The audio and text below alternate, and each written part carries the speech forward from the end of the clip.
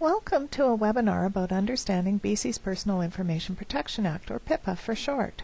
If you're a physician or MOA working in a private practice, this webinar is for you. Privacy principles for virtual healthcare are much the same as they are for face-to-face healthcare. Accountability relies on a good privacy management program. For virtual healthcare, express consent is required and it can be withdrawn at any time by the patient without compromising their care.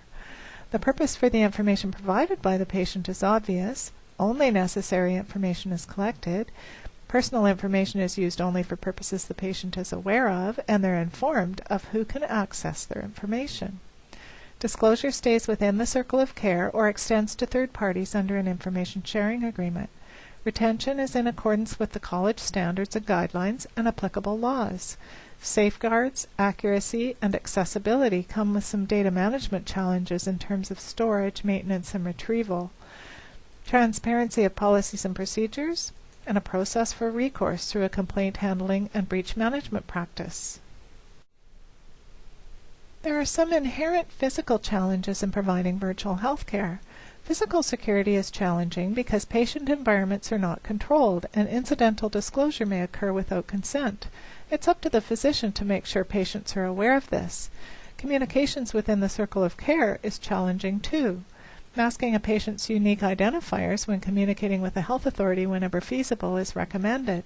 Physicians generally have implied consent from a patient to disclose to the health authority, but the health authority may not have legal authority to collect it because they're required to collect it directly from a patient, not indirectly through the physician. However, if the physician informs the patient their information will be shared with the health authority, that may give the health authority to collect it. The importance of data storage and access being in Canada if patient information will be shared with the health authority. The health authority can get consent from a patient if you're using an out-of-Canada virtual healthcare system. This consent needs to be in writing with the effective date, expiry date, and personal information involved identified, along with the purpose for which it will be used, disclosed, accessed, and retained, who can store or access the personal information, and the jurisdiction in which the data will be stored or accessed. Technology is challenging because it relies on uninterrupted connectivity at each end, and events may occur that are beyond your control.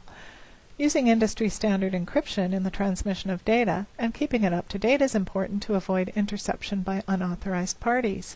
Potential for viruses and malware such as ransomware need threat protections.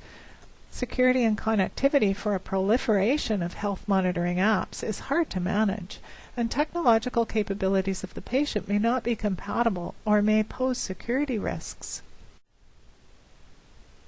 Virtual healthcare is definitely on the rise, and the benefits will far outweigh the costs to our healthcare system.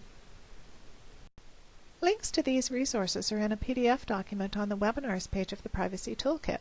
College Standards and Guidelines, Doctors of BC Privacy Toolkit and Webinar Notes, and Privacy Commissioner Guides, Tips, and Resources. Let us know if you have any questions about complying with PIPA.